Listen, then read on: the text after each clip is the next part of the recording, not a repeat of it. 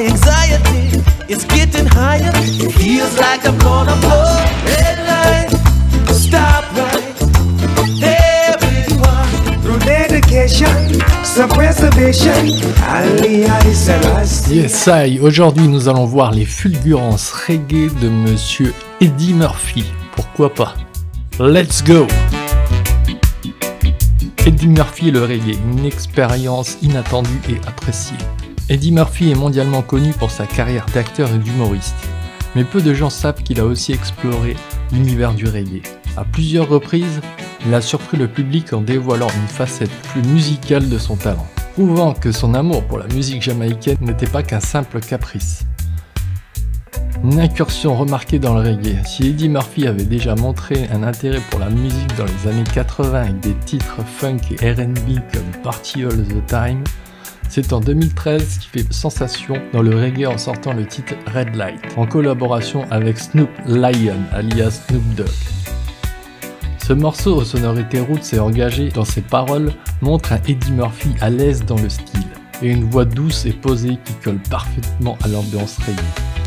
Mais c'est en 2015 qu'il frappe encore plus fort avec le single Oh Jaja, un titre spirituel et conscient qui rend hommage aux valeurs du reggae. La chanson, qui parle d'injustice et de foi en Jah, Dieu dans la culture Rastafari, est saluée pour son authenticité. Le public et certains acteurs du reggae sont agréablement surpris par ce morceau aux influences roots, loin des clichés.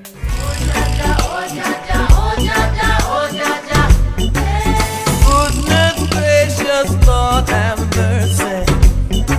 Glory, hallelujah for the young and the innocent.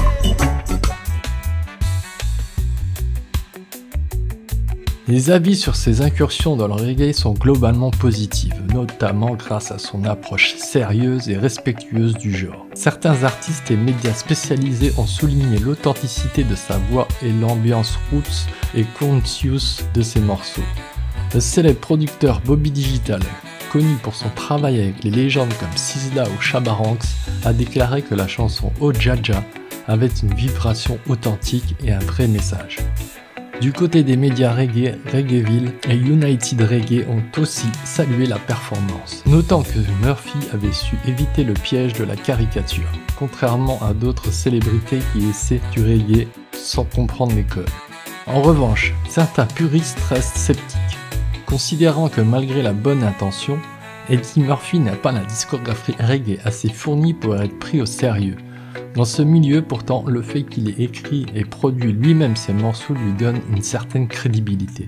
Un simple essai ou une vraie passion. Malgré le succès modeste de Oh Jaja, Eddie Murphy n'a pas poursuivi une carrière de reggae à plein temps. Il a confié dans plusieurs interviews qu'il aime faire de la musique, avant tout pour le plaisir et sans chercher à en faire un business. Il préfère enregistrer dans son studio, loin de l'industrie. Néanmoins, son passage dans le reggae reste un moment marquant et beaucoup de fans se demandent encore s'il refera un jour une nouvelle incursion dans cet univers, notamment ce vieux titre avec Shabba Ranks dans les années 90.